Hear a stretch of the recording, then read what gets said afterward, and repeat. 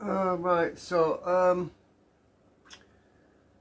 a little update on some things.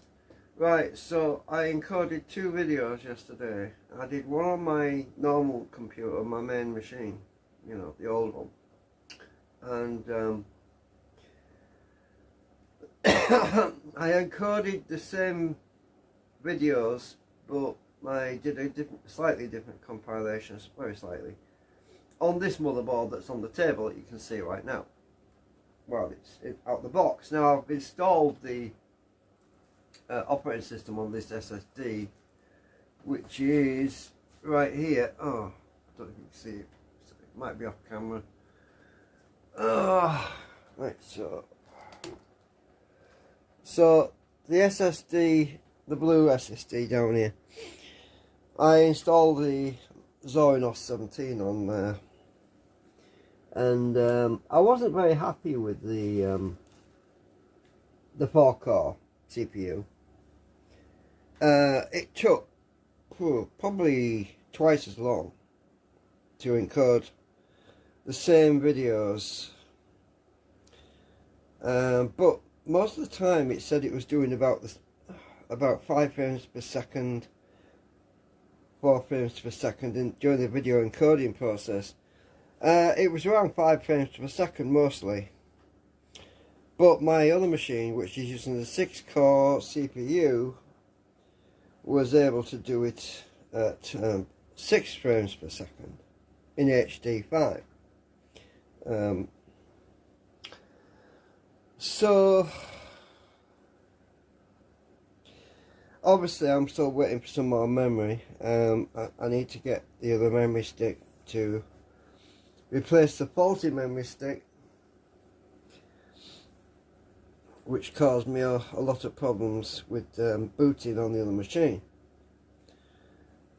I'm hoping it's just a memory stick problem, but ideally I really want to take out this 4-core CPU and put in my 6-core, because I know I've got 2 6-core CPUs, processors. So it's a risk, it's a gamble, obviously, because you don't know what failed before. I don't know what failed exactly, what caused what to fail. I know that the motherboard's working right now. Don't know what my Blu-ray off there. But the most logical thing is I recently purchased another 6-core CPU, and it's currently in the other motherboard, the one that failed. I mean, yeah, the one that failed, but that CPU wasn't in the motherboard when it failed, so there's a good chance that CPU is fine anyway. So what I'm going to do, how did I manage to get them wires all around there? I don't know. Just a minute. I'll turn the power off, by the way. How did I manage to get these tangled up like this? It always happens. I want to get that around the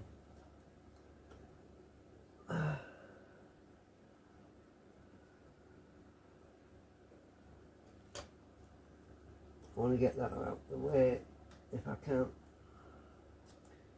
So stick that around there a bit. I want to get some access, because I'm gonna take the 4-core out. Let's see. I've got an empty box, but that's the wrong box. It's not the right one.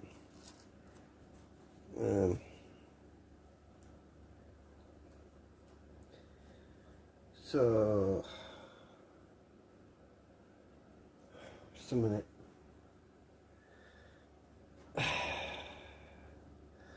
Can't find my pen. Oh, I keep losing things.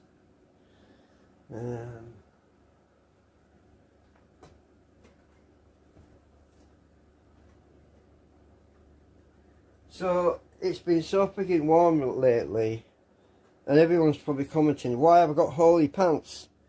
Well, I could cut the legs off, but might be an ugly sight. Might be even worse than having holy knees. It's just warm, and I'm not worried about the holy pants. It's my work pants. Well, my hobby pants. I don't know where I put. Oh, it's down here, right under my nose. So I just want to scribble out what's on it on this box. That's all.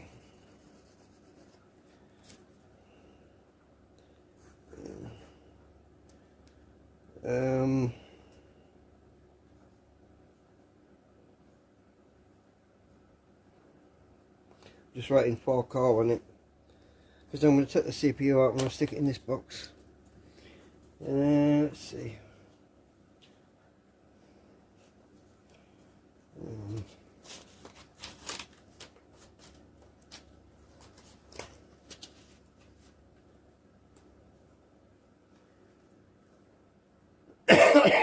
So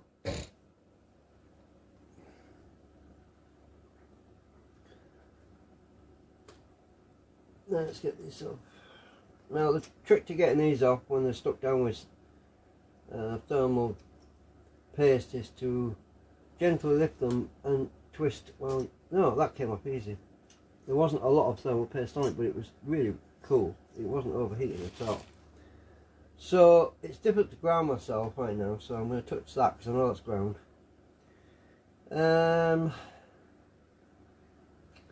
Right. Move this peg to the CPU. Right. Take the CPU out gently. I'm still grounded, so I'm touching this. Pin 1 is that top right hand corner. Well, to you it's bottom right. That's pin 1. I'm still grounded. Touch that. And I'm going to put it in this box. Right. So that's the 4-core CPU. Oh, I need to clean it really. Hang on a minute, I need some tissue. I don't want to put the foam all over that. So we'll paste.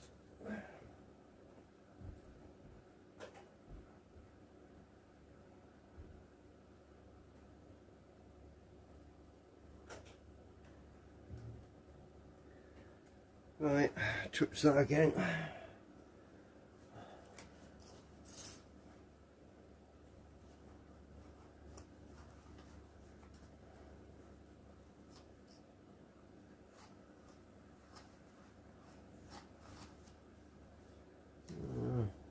I won't have alcohol, but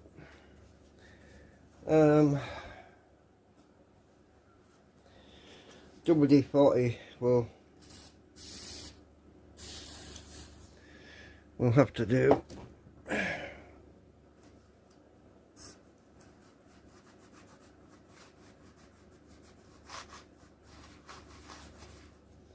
Okay, that's cleaned up.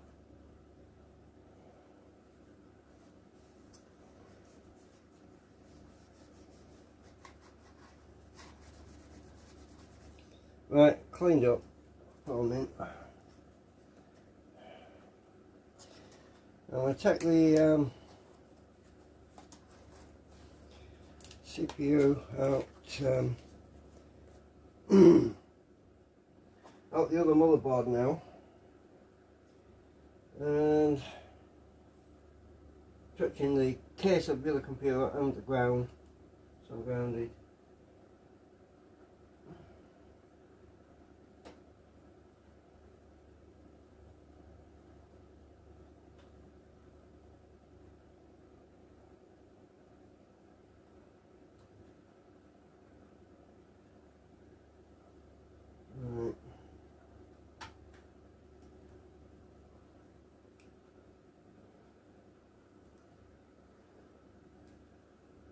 Pin 1.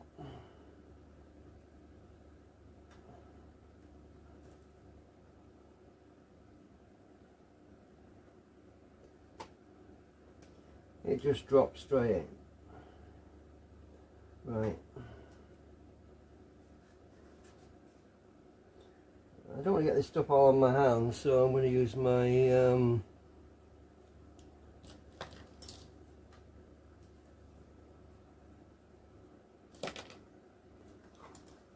I'm just going to press, just touch it down gently, make sure it's in, and lock it. Right. 6-core CPU installed. Right. There's thermal paste on both of these, so that's still good.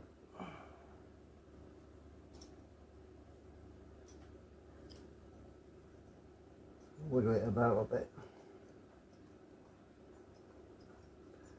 to match the thermal paste together on both sides, because I can feel it's gripping it now. It's a bit suction there. Get the air out. Right.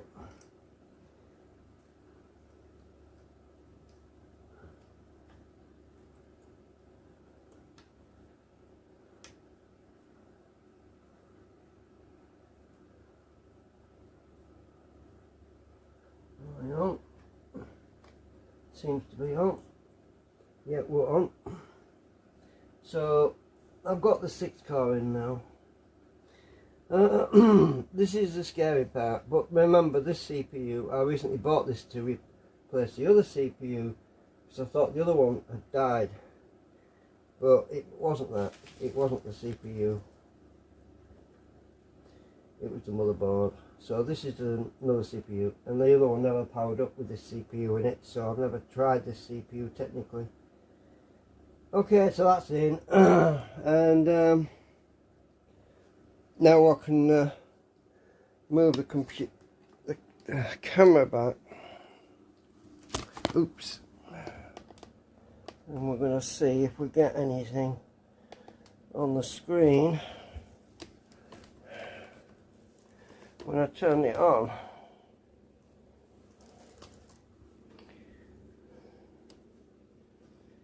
It should, the BIOS should, I'll have to go into BIOS, I think. Just a minute. Just to make sure it detected everything.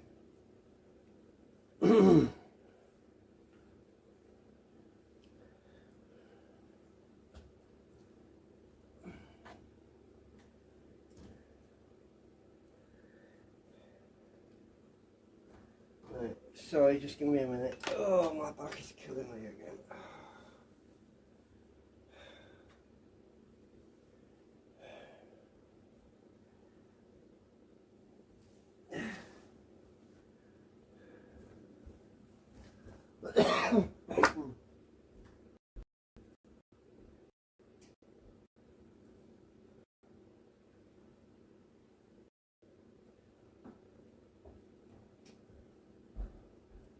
So I was saying that earlier I did 2 video edits, and I'm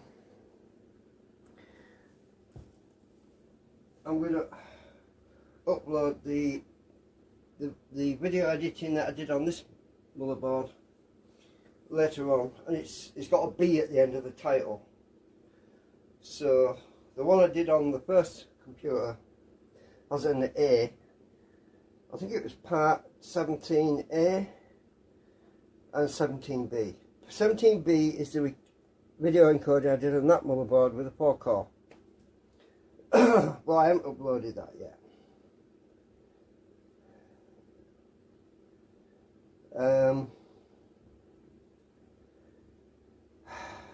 Right, let's turn this on. Monitor on.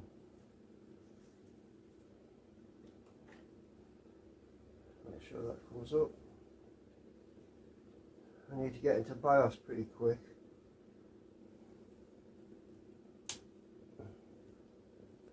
Right. I need to hit the Del key as soon as I see anything.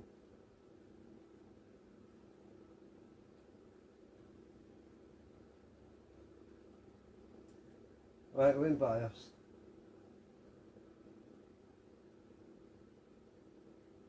F1 to run setup. Right. Yeah, it's detected a different CPU, you see. I'll just turn that big light out. Right, so it's working. So that CPU definitely works, right? Otherwise, it won't be in BIOS right now. No.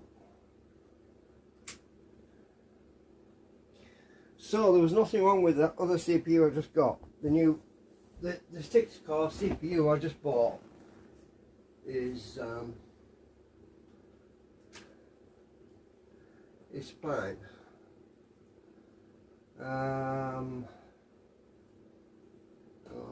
Let me just make my screen bigger so I can preview it on the other computer, because I'm actually previewing it. I need to zoom in a bit. So I'm previewing it on the other machine over here, right? Let's zoom in a bit. And we want to know if everything's working alright.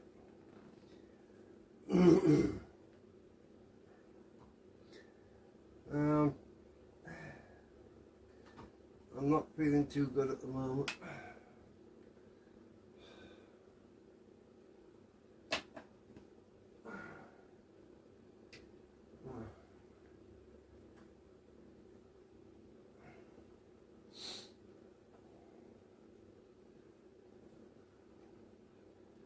Right.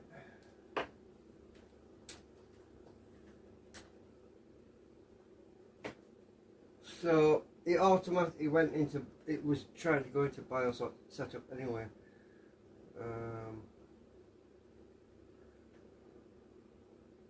Let's check system information first.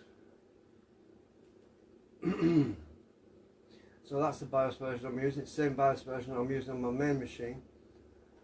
It's detected the AMD FX 6300 6-core processor, speed 3500 megahertz per core.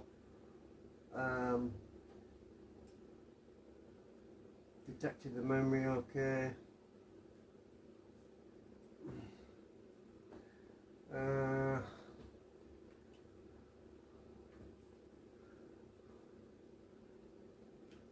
Just check some things. Everything's auto. It's fine. CPU configuration, that's what I'm interested in.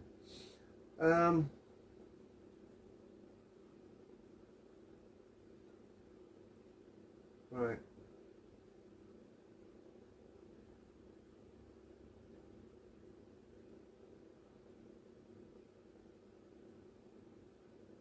Let's see.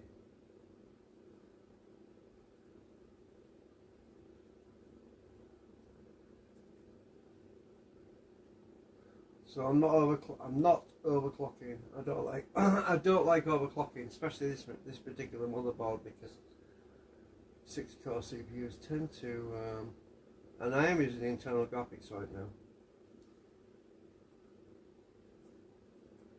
now, because the power supply I'm using right now won't support my other graphics card. So I've got a bad feeling, you know. I've been having I just had a feeling yesterday that maybe the graphics card caused my problems. I don't know. It's all speculation. This is why I'm being very careful right now. I just don't want to risk using the graphics card. I'm doing a lot of tests at the moment with, you know, like swapping the CPU out. I know the memory went bad, but I'm hoping that the graphics card wasn't bad and they didn't cause the memory to fail, because there is shared memory between the graphics card and the memory. And that's another issue I was speculating about, whether or not the graphics card could have fried one of the memory modules. I don't know. It's speculation. But I've been very careful about everything I'm doing.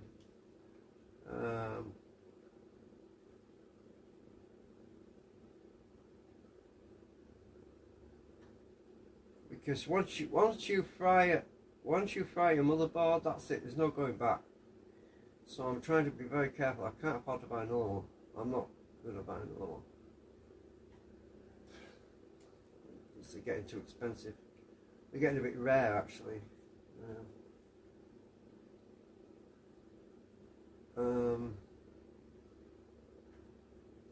think they'll continue to be available over the next few years, I'm sure of it, but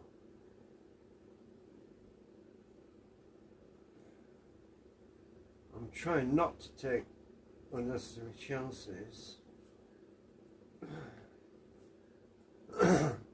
I was talking to my neighbour about this. The most common things that people don't understand about computers is you can have cascade failures.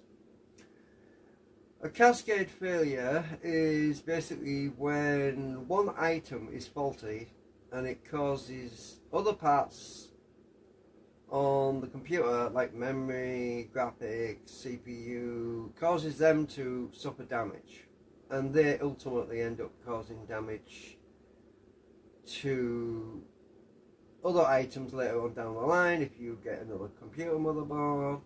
So I'm trying to isolate, I am trying my best to isolate the cause of what happened, and it's very difficult to do that.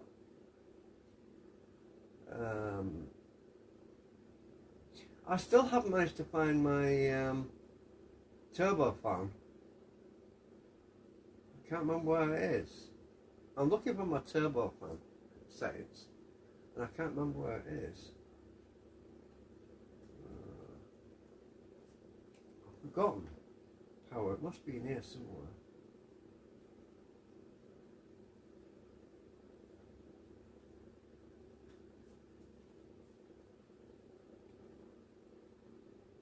Ah, is it in here?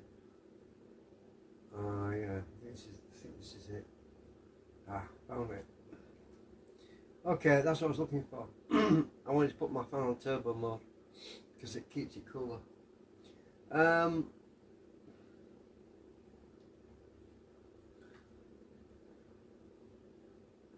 Voltages all look good.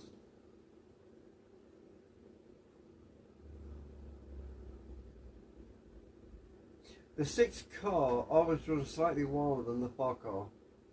It's obviously because there's extra 2 cores in there, but it's more efficient. Now I'm interested to see if Linux will be able to detect this and boot okay, because I've got the disk plugged in. So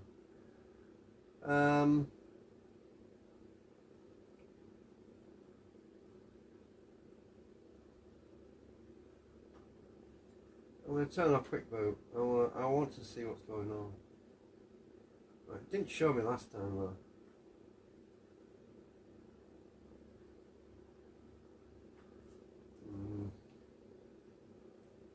Right, exit safe changes. Let's see if Linux can boot without any problems. I did install Linux on this disk. It's not a clone. It's not a cloned operating system from the other machine. This is a freshly installed Linux Zorin, so it should have no trouble detecting anything. Let's see what happens. I did have some weird crashes though with my Zorin Connect, which is a tool you can use to share files. That definitely loaded faster than on the 4 core. So there's let's check something.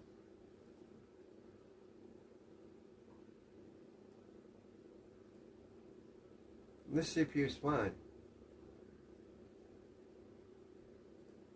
but my graphics card won't show up in here because I'm using onboard graphics and it's not detected.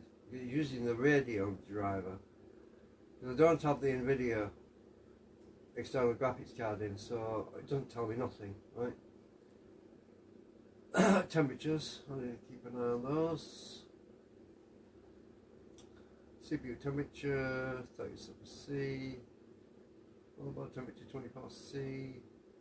K10 temp is going to be really low, but I don't know if you noticed, but I've actually got a tiny fan on the table that's blowing air on the K10 air thingamajig. So it was actually, I was quite surprised though to see it showing at 5 degrees centigrade, because that's not right.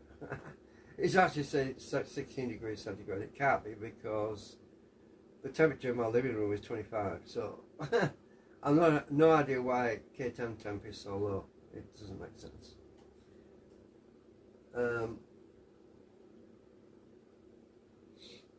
Let's see, memory.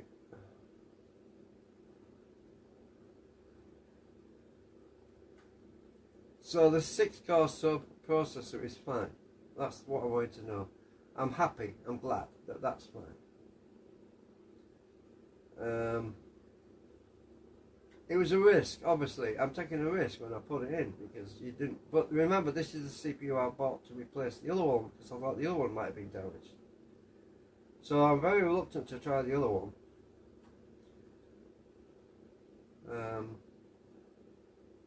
But there is a thing called CPU degradation.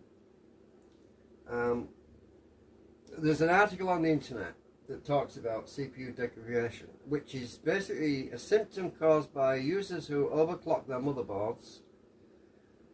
And it's a bit like over revving your car engine, right? You're going to wear it out quick. You're going to damage the engine because you're stress testing it to the max, and CPUs are not meant to be pushed like that. If you take it outside of its limits, if you try to squeeze every little bit of life out of it, you're gonna destroy it quite quickly. So CPU degradation is a real issue. Now,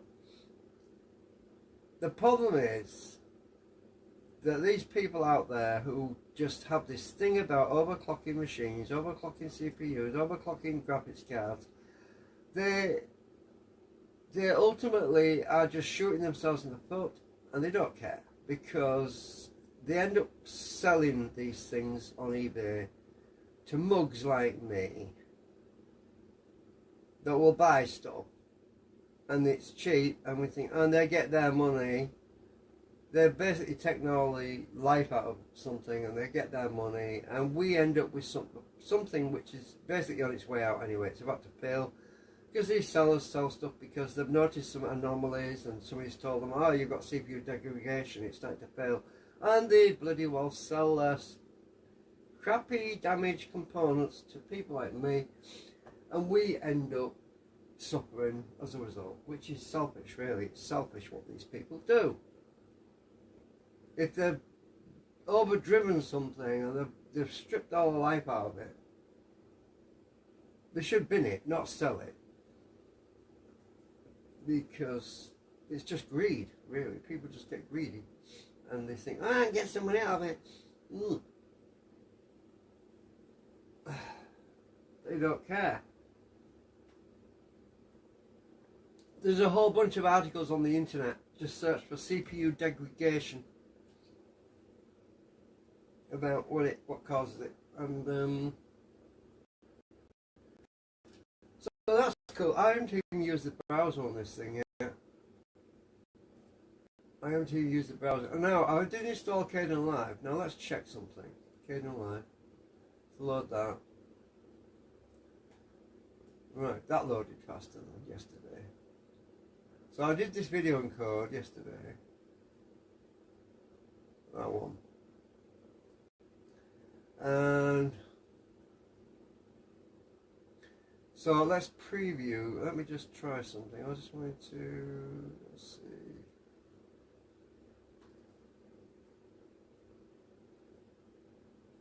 Else that had the same problem as me with the M5A78L-M motherboard. Hang on a minute.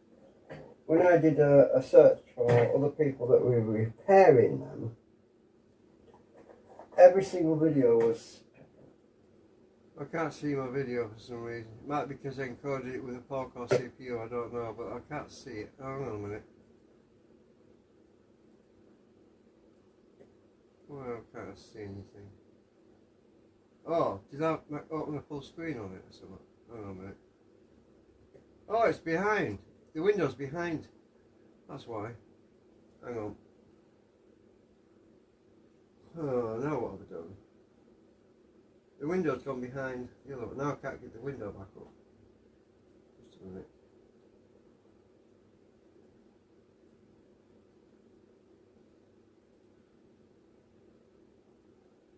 I need to shrink that. It's less stuttery. start playing again,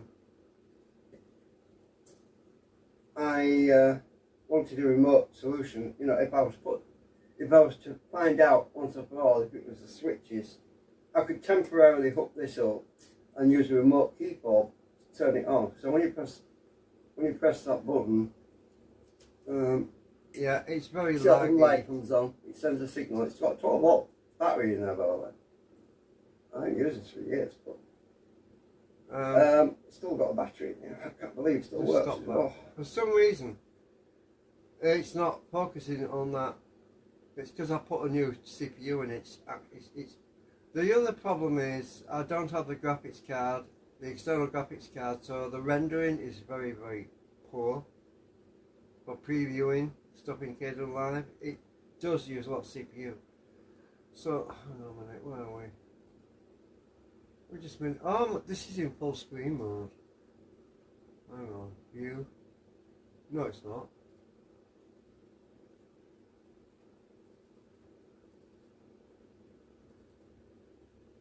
I'm trying something here. I need to close the full screen mode window. Right.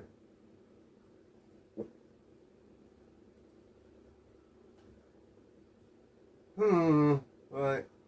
There's no hardware acceleration because I haven't got the graphics card in here. I've just got the internal graphics and it's pretty naff.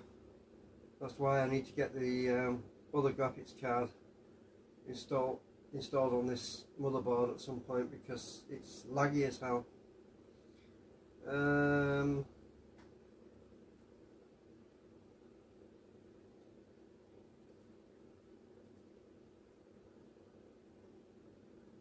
Oh, what's this?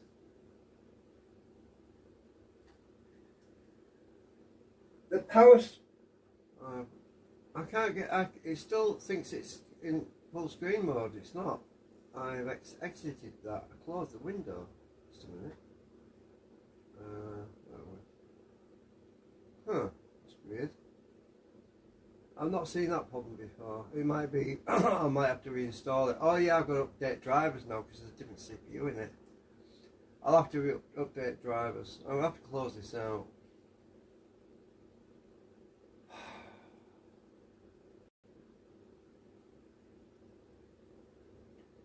No, I don't want to save it because we need to run updates because it's got different CPU in it now. Well, I'm going to have to wait until I get some updates for it because it will update the microcode stuff, you know, to do with the CPU that's just been replaced.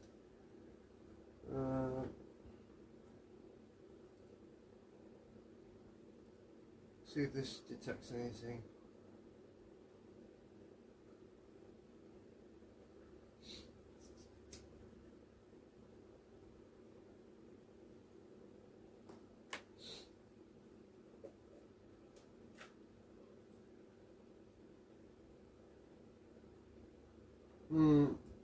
No, you see, I run a lot of updates yesterday and it's not going to give me any more updates for a day or two.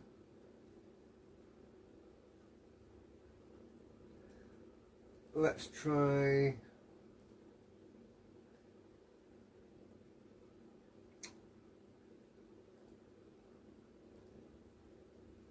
I installed the system profile and benchmark. So now I can do a comparison test on my other machine with this one. I can go down. Oh, let's look at processor.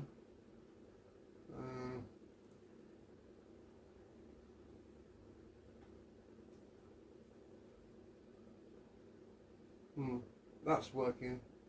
3,500 megahertz. It's running up now.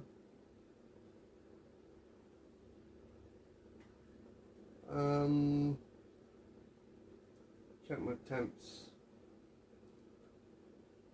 Still at 31 for CPU. That's good. Let's see. Where is the benchmarks? CPU blowfish.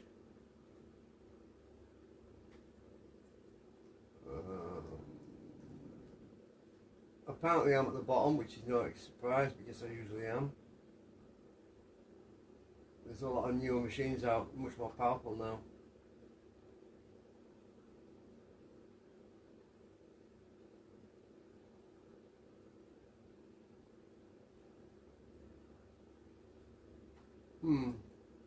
That's the score, 2.18.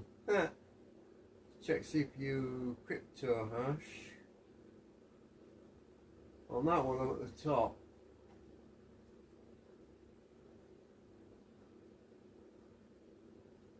That's me at the top there, on this one.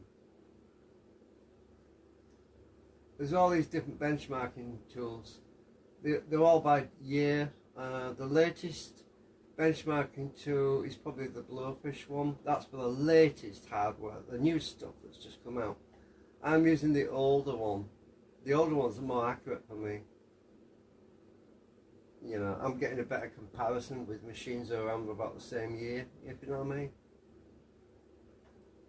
So when you compare your car, for example, the speed and the fuel efficiency, you don't compare it with a modern car, you compare it with other cars of the same year to get a good idea as to, yeah. I mean, obviously things improve or deteriorate over time, so it depends. Let's try this other one. According to this, where am I? I'm right at the bottom again. So that's CPU Fibonacci.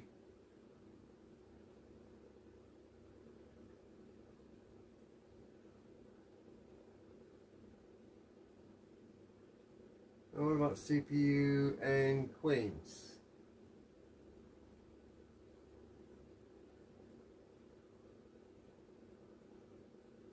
I'm not supposed to move my mouse, that might interrupt it.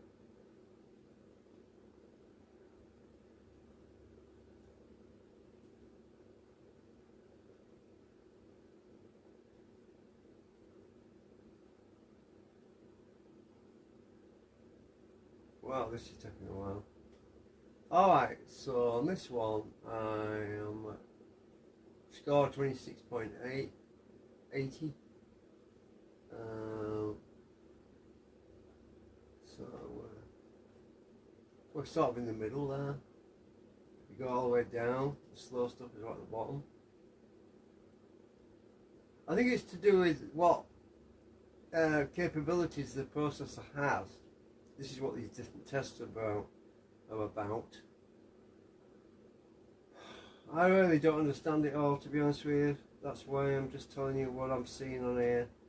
You might know more about what these tests do than I do, because I haven't really.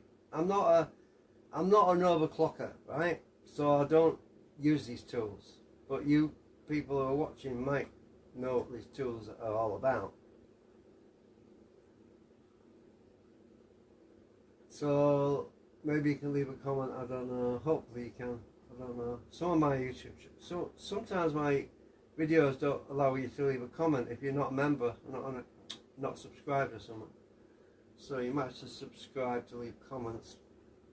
Probably takes an hour or something. It's to stop trolls, because I had a huge problem with freaking trolls before, so I had to make it like that. Right, what about CPU? This other benchmarking, CPU zlib.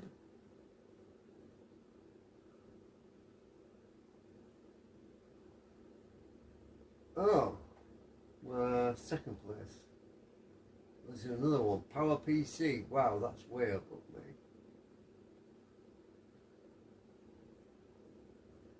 Oh, I'm not sure. According to this, it's got a score of 2150.60 and I'm at 0.79. Oh god, I'm so slow. I don't play games though. Let me do this one again, this crypto guy, because it won't let me. I'll have to refresh it or something. Press that one without touching my mouse. Where am I? I'm at the bottom again. Ah, there's some pretty expensive, powerful machines out there now.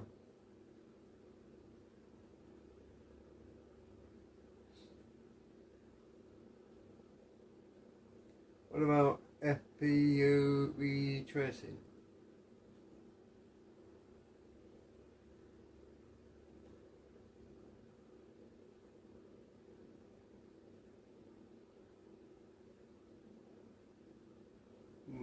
Where are we? Ah, I'm in 4th place on that one.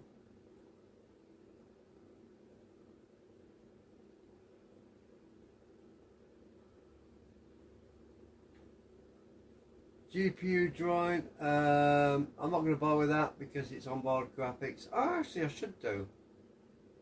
Yeah, as you can see it. It's going to be crap because I'm just using onboard graphics, so it's going to be really crap.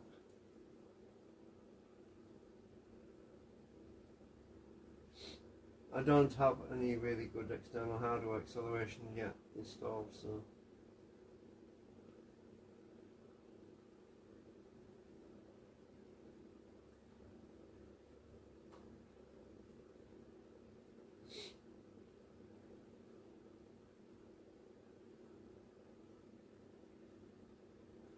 there was something else I was thinking about. I've ordered some standoffs for the computer case. Because I was wondering whether or not part of the some of the circuit on the back had accidentally been poking out and coming into contact with the ground and shorted out. I'm wondering if that could have happened as well. I need to check that when I take the motherboard out, see if there's any pins that long lead lengths that might have touched the case, because that's another issue which can happen that can destroy a motherboard. Short circuit.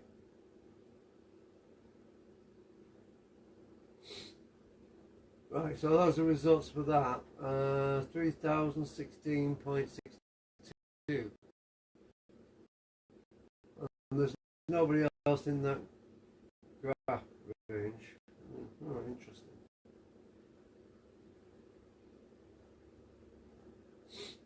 Anyway, at least I know the CPU's alright. The system needs to be updated though to support this 6-core now. Some of the drivers on there are for the other 4-core CPUs, so those need to be updated. I think. Summary.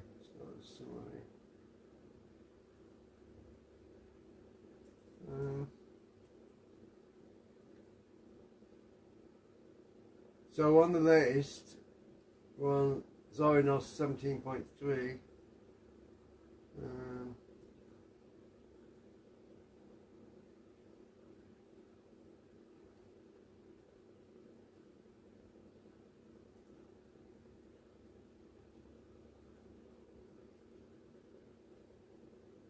It's been up 20 minutes. Oh my god, so my video is over 20 minutes long. Yeah, I'm gonna go anyway, the live stream. I just wanted to show you that I fitted the 6-core CPU in here, so you can see where we're at.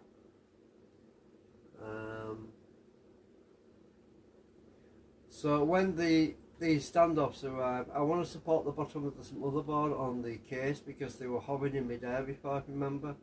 So I've ordered some standoffs that should sort that out. So it's no longer floating, so I can screw it down properly at the bottom. There was just 2 screws I couldn't screw in because there was no standoffs there, you know.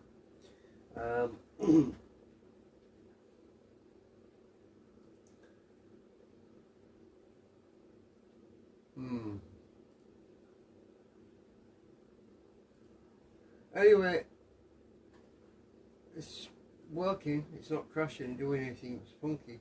Sound works. Oh, that video I encoded earlier. I was trying to preview it. Let's see. This is the one.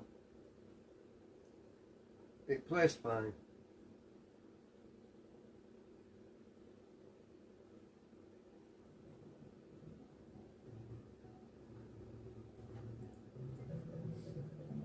On YouTube, yeah. It's part 17B. This was encoded on the 4-core CPU. The one that I used to build the M5A78L-M motherboard into. Alright, I'm not going to play all this. Do you remember? Because you can watch it later. But it works, it's fine, it plays, that's the main thing. It encoded the video without any problems. Let's skip forward a bit. Let's see. Yes. There's basically hardly anyone left. Right, so this video is going to be... It goes live. I encoded it on the other machine, my other main machine, and it goes live tomorrow, Saturday, at 6 PM BST, British Summer Time. So you can watch that tomorrow. Because I encoded it on the other machine. I encoded it on this one as well, but this is just a comparison for me, really. So I don't know if I'm going to actually upload this other one. I just wanted to check to see how long it would take to encode the video on both machines, and it took twice as long on this one because of the 4-core CPU.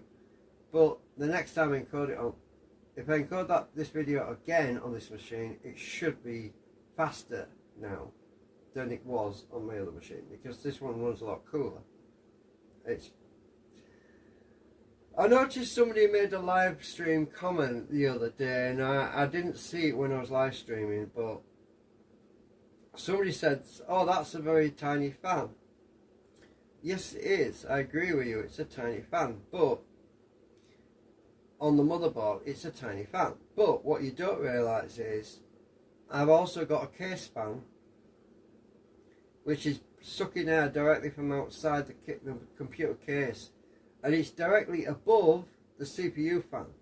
So there's two fans, not just one. So the first fan is pushing air in directly onto the CPU fan that's inside, and that fan doesn't have as much work to pull and accelerate the air because it's already coming in at a certain speed. So because I've got two fans stacked basically on top of each other, the airflow is actually twice what you would normally get. And this machine is running really cool. When I did the coding this video on the 4-core CPU, it never got above 62 degrees centigrade. Whereas my other machine, which was in the case, got to like 85 degrees C. It got 20 degrees, above 20 degrees C above what this one did. So this one's definitely much more efficient with the way the it will be. It's more efficient even if when it's in the case, because it's got an external fan pushing air directly onto it too. And also it's got new thermal paste on it too. So the other machine, my old machine, I need to take that heatsink off and clean off the old thermal paste and reapply some fresh stuff on there, because it's been on there for like, I don't know what, maybe 12 years. Because, well, since I built it actually, probably 14 years, because it came with the kit. It had the original manufacturer's thermal grease on it. I think it's silver, Arctic silver. So that needs to come off. I need to put some fresh stuff on there, because it's obviously dried out and it's not very good thermal contact anymore. Anyway, I'm going to go. Just so you know, machine's working at the moment. We've had no issues so far. I've not even run Firefox yet. I'm not going to open it now because it's going to nag me to set up all my settings and everything.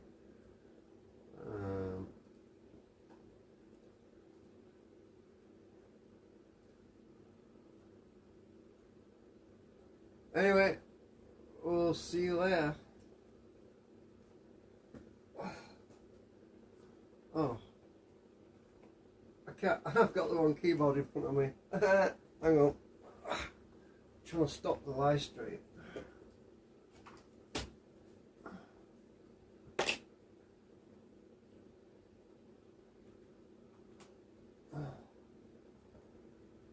Right.